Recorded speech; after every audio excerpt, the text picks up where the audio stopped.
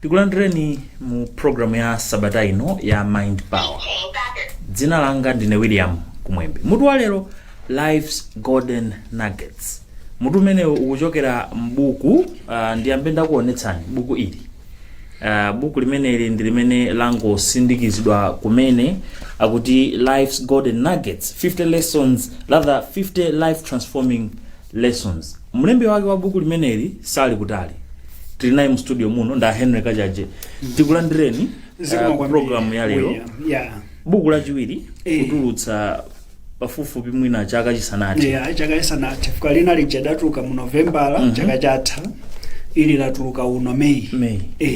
Within those few months mabuku awiri koma tikambeza ili. Chabwino. Life's Golden Nuggets. Yes. Usolo yamba kawiri tikamakamba za buku timakamba za inspiration. Chabwino. What inspired you? What inspired me was mukumbuka program ina yake nakuza kuti koma kukubwera tu birthday yanga nakuza kuti birthday imene ndikuichalirira so birthday yondichotsa anthu akumatu machoka pa 4th floor kufika pa 5th floor elevated meaning kumalizana nazo zaka za ma 40 moti May uno pa 14 May inali birthday yanga ya 50. Mwafika 50? Ndili pa 5th floor tsopano. Anyamata osamene nasiya kuma 3rd floor 4th floor nangota zikomo. Ine ndili kumwambako. Okay. So what inspired me was as I celebrate 50 years of my life on planet Earth, what are the lessons that I've learned? If I would share with people kuti kodi chimene chinakupangitsani kufika pamene muliripa pali zinthu zina zimene moyo mwanga zinayenda bwino zimene kachingereza amati ma success factors, ma success areas, komanso pamakazi zinthu zina zimene sizidayende moyo ndichoncho zina zimayenda zina sizimayenda. Ndiye ndadzakhala basi ndikuganiza kuti yayi ndikamadzafika 50 ndofuna pa birthday pangapo ndidzatulutse buku lokwanira ma lessons 50 olingana ndi zaka zimene zaka zanga 50 kuikaponso ma lesson 50 kuti kodi titati tiphunzitse anthu maphunziro 50 akuluakulu amene ineyo ndingatole ndikumuuza munthu atekeze kuphwando ndi anthu akusangalala kuti yani kuma birthday yachitika tatuzeni koni zina zimene inuyo mwaphunzira mmoyo ndipo zimene mungamuthandize wina kuti koma utachita chakuti moyo wako ukhala wabwino ndiye pamene tu padatulukira buku ili. So easy Life Golden Nuggets. 50 life transforming lessons. Yes. Izi zimene inu mwaphunzira. Izi zimene ndaphunzira. Moyo wakuphunzitsa. Moyo wandiphunzitsa izi. Ndemuli zinthu zoti mwina program uno titha kutengapo ziwiri zitatu anthu azione. Chifukwa maphunziro wanga mbiri. Ndiye inetu nkuponyereni inu. Chabwino. Friday 50 yosindamusike. Simudafike mwe nayi kuti 50 floor mukadali kuti ndikadali patali. Ndikuponyereni inu tiyambire pati pa ma lessons amene ali mbuku mmene. Chabwino. Bukuli lili ndi ma lessons ambiri mene ndanenera.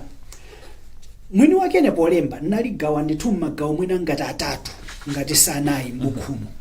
Tikayamba phunziro loyamba kudzalekeza chapena pake apo pamene pali phunziro ngati 13 ndi maphunziro onena za moyo wako munthu kuti usanje bwino ungatani.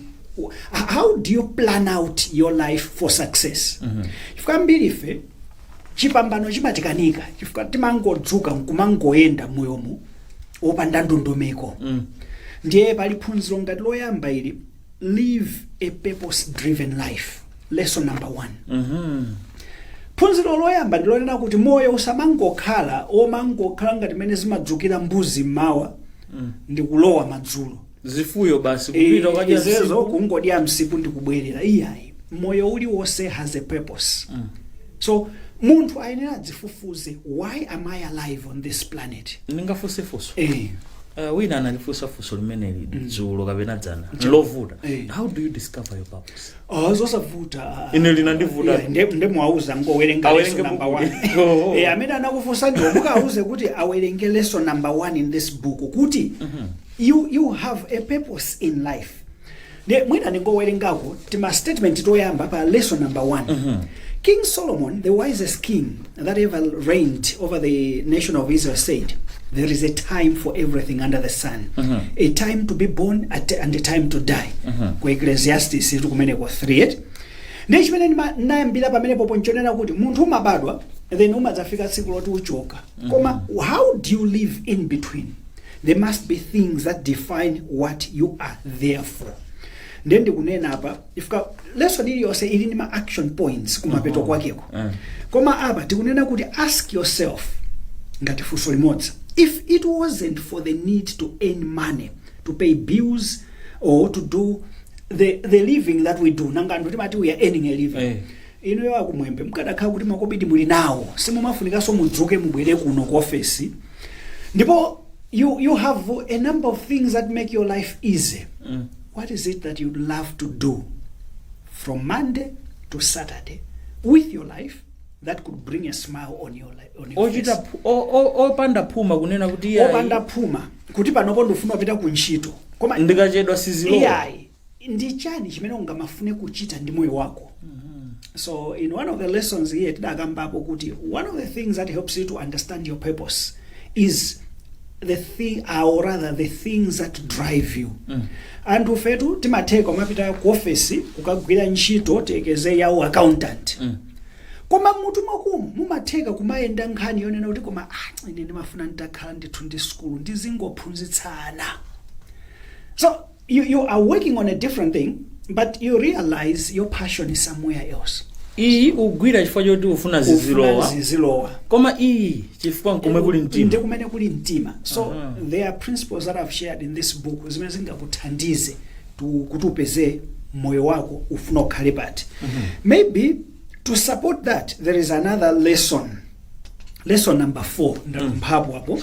Lesson number 4 akunena za write your own script. Ndani napo ndituzoti munthu uzikhala ndi script yako. Amene timakonda kuonera mafilimu pa page 25 ndafika hapo. Mphunzitsi fika ne pa page 25 akamawerenga mabuku.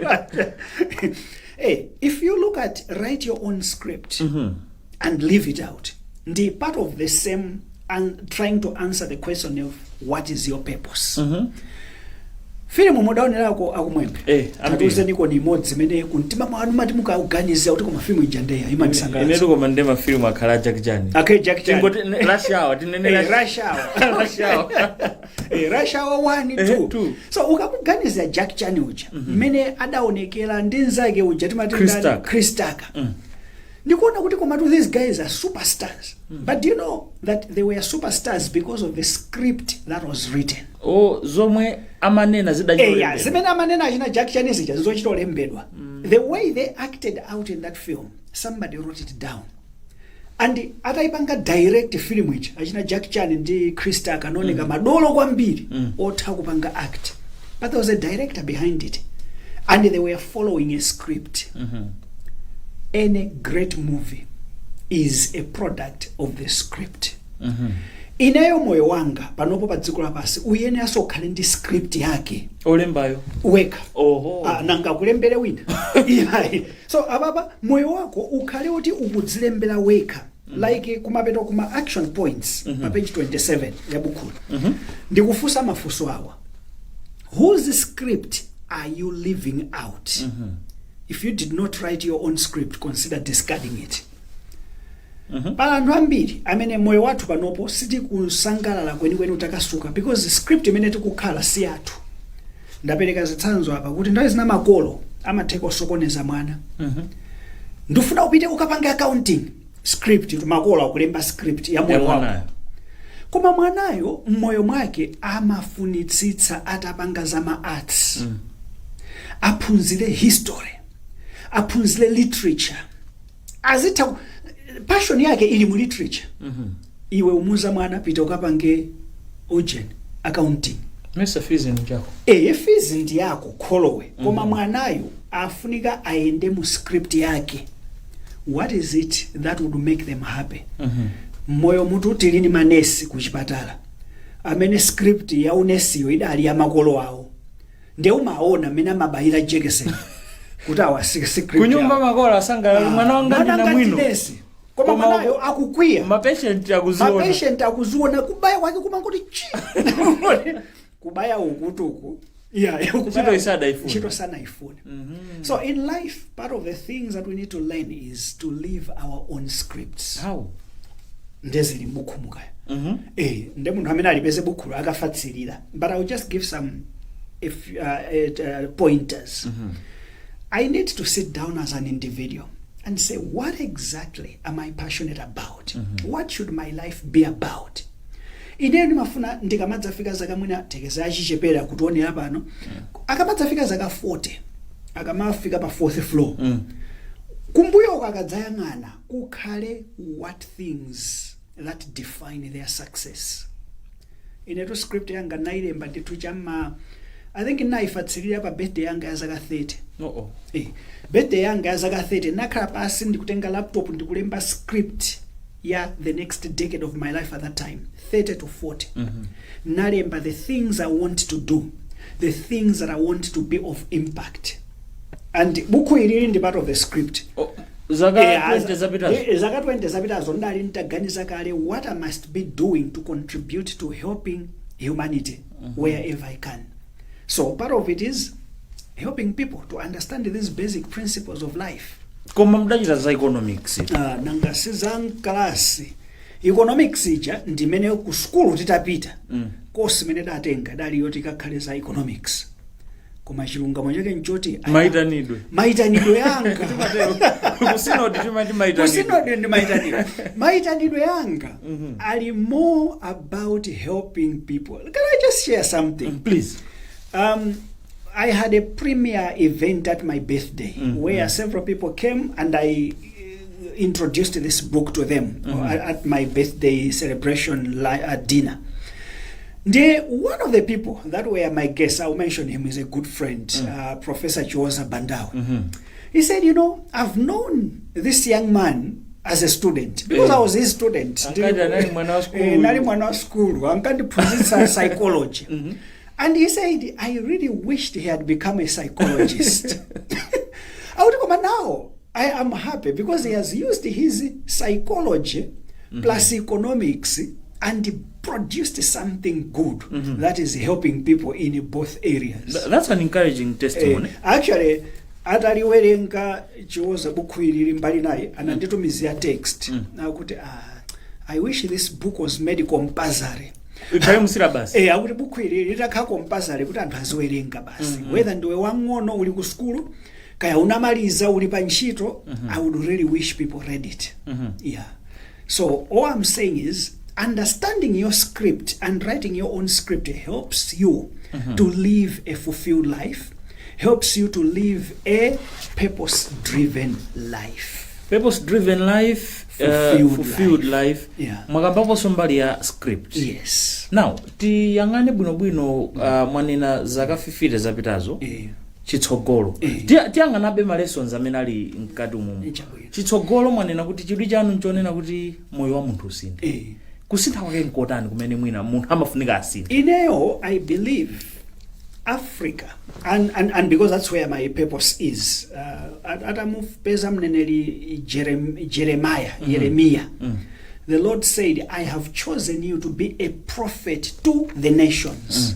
Nadachiromuza sokuti and to uproot and plant, to destroy and build. Tujani adachitolembera to description yazimene adamukonzera.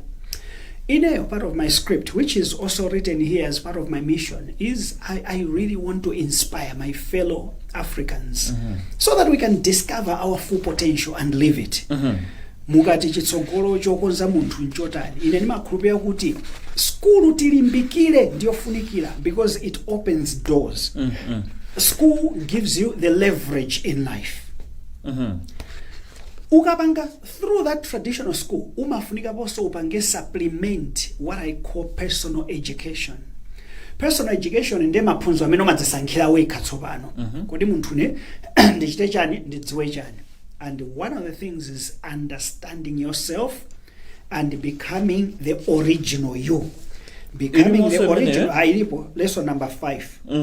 Be original, not a copy of someone else. Osakhala kuti awa uchita izo ndekhanga ndizonso ineyo ndingathe kuti. Yeah, be inspired by others, but you don't need to copy everything that they are doing. Osati for Anthu akhale inspiration so that you become the best original you.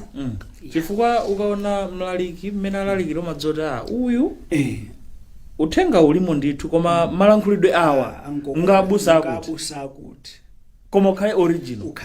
Tiyambe tapo mulira programu iyi ndi ya Mind Power. Lero tukambirana Life's Golden Nuggets, 50 life transforming lessons kuchokera mbuku ili limene lasindikizidwa tsopano posachedwa apa likhala lili pamsika. Ndetu tolapo nusu ina ndi ina kuti ai tiyambe tadziwa kuti kodi tikamakamba za Life's Golden Nuggets tukamba za chani. Tibwereso posachedwa apa.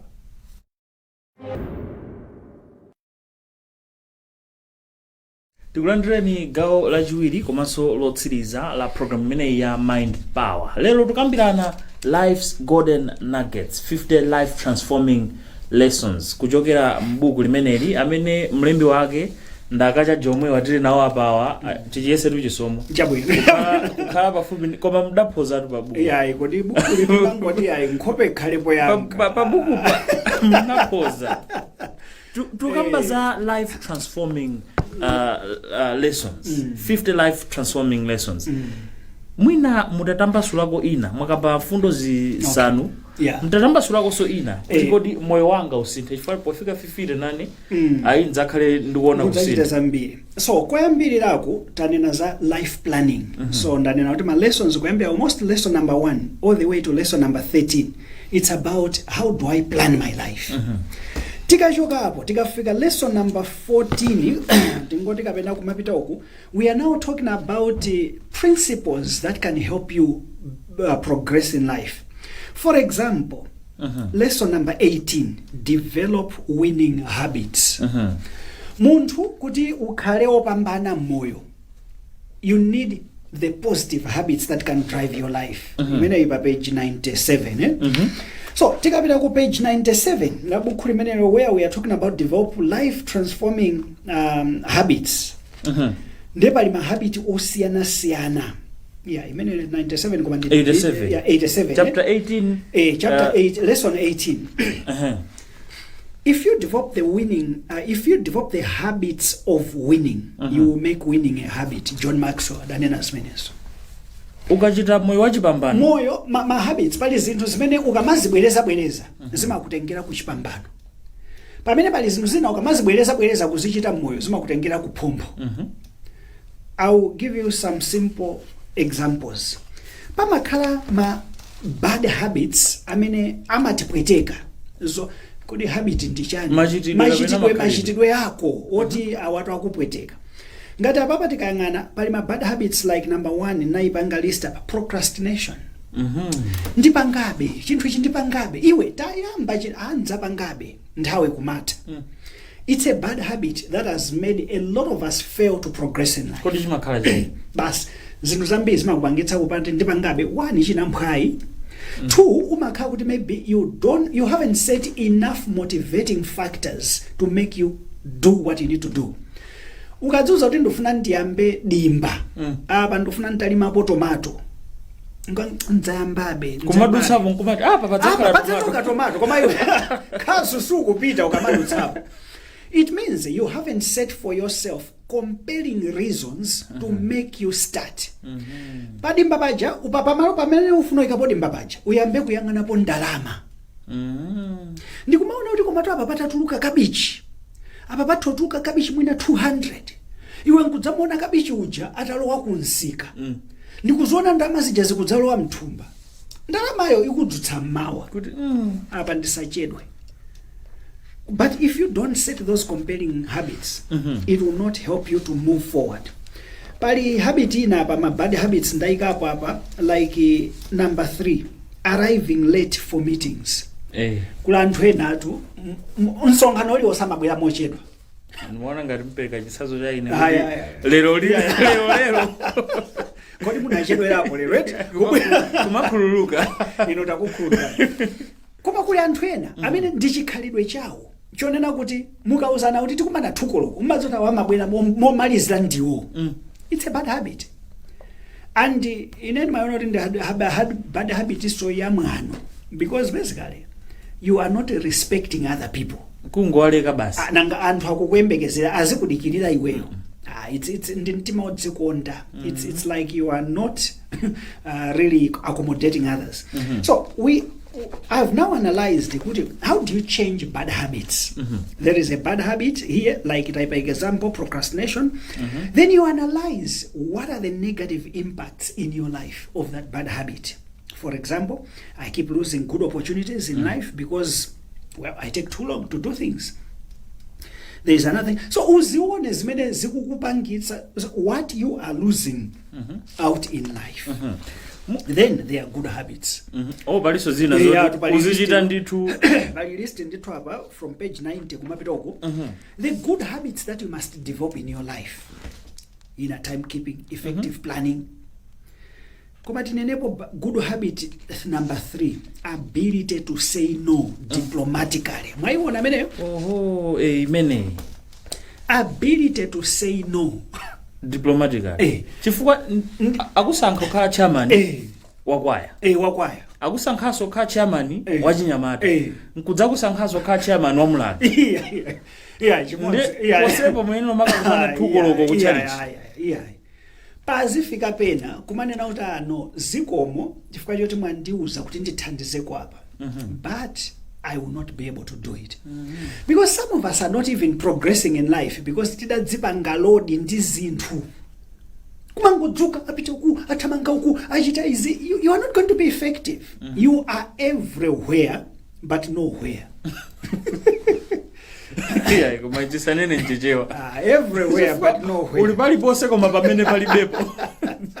You are everywhere but nowhere. So there are several lessons that I've drawn here. So many of them, actually they are going all the way to lesson number 33. Where palizambiri apa my lessons of how don't settle for defeat, finish what you start, like lesson number 25. Very good. Finish what you start. Osalekezera mjira ya. Ambiri timayamba ichi kuchisiya, kuyamba ichi kuchisiya. Ulendo wakuliro. Kungokhala ti miyulu tanjerwa zimene udaunjika kuti apa nzamangapo Ulendo wakulongotera pachingezi. Nkubwerera. Yeah, I finish what you start. Ine nimati sankheko. Lesson 20. Okay. Nkhani imene ikhangati imavuta kwambiri achinyamata. Be disciplined to succeed. Yeah. Mwina mutati fotokozerapo pang'ono mbali imeneyo. Being disciplined to succeed, imene ndoti pa page 97, tikukamba za iweyo munthu kuti ukhale wachipambano. You need to be disciplined. What is a discipline? Akamakamba za discipline is knowing what must be done, when it must be done, how it should be done, and doing what must be done, regardless whether you feel like doing it or not. Opanda soma excuse. Ineyo panopo ndofunika ndiwerenge kuli mayeso. Koma kuzizira. Then nzako akuita naso kuti kuli party ya birthday. Discipline is telling the friend, no, I will not come to the party because lero ndikuwerenga because ndofuna ndikhonze mayeso. That discipline of telling yourself kuti nduyena ndidzuke 5:30 kuti ndiwerenge ndizipita ndikonzekere ndikafike ku ntchito. That discipline yomadzuza kuti nyama ya brai koma ndithupi langa limene limalandirira zakudya lumafutuka lumaoneka kuti likutakasuka kwambiri. Ndingotenga kuti mapisiti 2 3 kenaka ndizingocheza mwina nkakhazikike ku saladipo. Utsuli pokopoko utsi ulipo iwe nkukakhala ku salad. It's part of discipline. So those are the things that people need to learn. Apo munasankhani mwina popeza zukhangati nthawi yanu pajammatima thamanga imachita njiru nthawi yathu imachita lessons from lesson number 34 all the way to lesson 41. Mwaona zimene ndakamba pamenepo tsopano nkhani yake mutu wake theme yake pamenepo kuchokera pa 34 mpaka na 41. Apa ndipo akambidwa za ndalama. nanga ine ndilembe buku lopandamo kuikamo so ma lessons Andalama, ya inde kuti anthu adabwa kuti koma alemba di buku lindakanjaji Famamba zandalamazi ma TV volume yambokwera ambokwera tsopano ala kodi buku lisani namo zandalama tikayamba lesson number 31 theuje natichani 34 tayambira ndi become friends with money. Quite an interesting lesson. Ambiri fe ubale wathu ndi ndalama ngola kuika. Oho. Ndalama imatikabwera sikhazikika kwathu. Mesa Satan. Yeah. So that's why we're saying we need to become friends with money.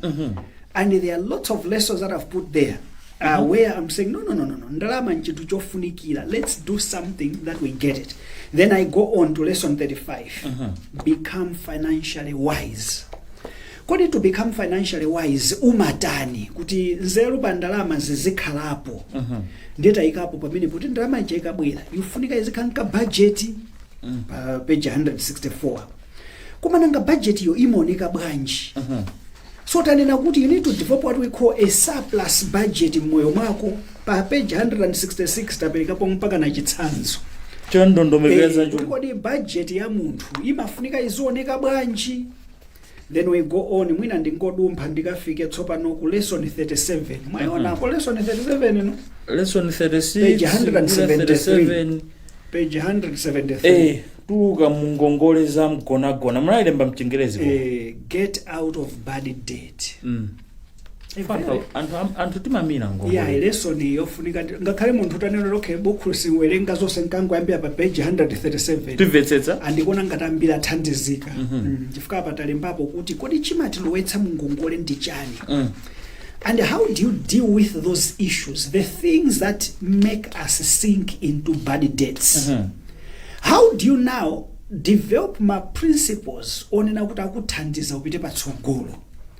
Then mwina ndingomaliza ndi lesson 38 diversify your income. Mbuli munakamba chichewa cha mbuli pakhale mibuli yambiri ndalama isamatuluke mbuli umodzi. In short buku ilili is a summary of mwina amene so akuti mverera pano kuti akomatu izana akambako pa mind power iziso ana akambako pa mind power. Yes, it's a summary of 50 most important lessons that I felt every human being akhale now, from planning your life, developing principles of success, financial management, kukhala wanzeru pa ndalama, kumapeta kutamaliza kuoso ndi ma lessons on how to create a lasting legacy. Munthu ukamadza choka mmoyo chidzakhalepo china choti anthu adzaona kuti akumakuluwa adathandiza dziko adatere osati abusa kumaso achonena akubanja yankhule pa zovuta tata ya munthu amatani kodi munthu mwatayayo ni munthu basi basi ni munthu zosatero imalizire pamenepo koma tisanapite buku li anthu alifuna bukuli mmene mwa fotokozera mwachita samale alifuna anthu alipezebwa buku litu tiyesetsa kuti ma bookshop amene amaoneka ndithu kuti awa ma bookshop mtaunimu likhalemo nde anthu amene ali bookshop pafupi ukafunsa kuti buku lakachaje lidafika kuno wa bookshop akati silidafike ndangomuza bookshop kuti ndeti ayimbireni takachaje libwere kuno mwina nambala tingonena because kwina akhoza kupeza ku bookshop koma wina amati kumene ndikuchitipa ine ndili kunsanje ine ndikumatumiza buku lita iwe kungogula basi kuli yatumatumiza mtengo wa buku 12,000 kwacha nzeru zonsezi ya mapeji buku lalikulu 200 chakuti pages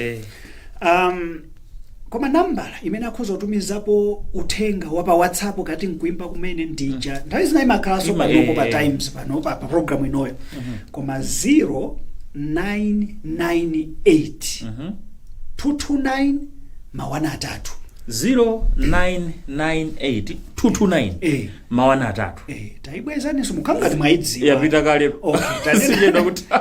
sichedwa kuthawa 0998 229 mawana atatu akutero kuti mukatumiza uthenga pa WhatsApp kapena kuimba kumene pa nambala imene nkunena kumene muli mugula bukuli pa mtengo wa 12,000 kwacha yokha basi titsanzike. Zikomo. Tithokoze kuti munapatula nthawi ndikutifotokozera nusu chabe za mfundo zimene zili m'buku limeneli. Komanso ndibwereze buku lino lokongola kwambiri. Chifukwa mukaona chithunzicho ayi ine ndiulimbikira chithunzi chifukwa ndikuliona. Tithokoze kwambiri. Pamene ponso pamene tatsirizira program ya lero ya Mind Power. Kufikira sabata mawa pamene tibwerenso ndina program ngati imeneyi, dzina langa ndi William Kumwembe, mwakoma nonse.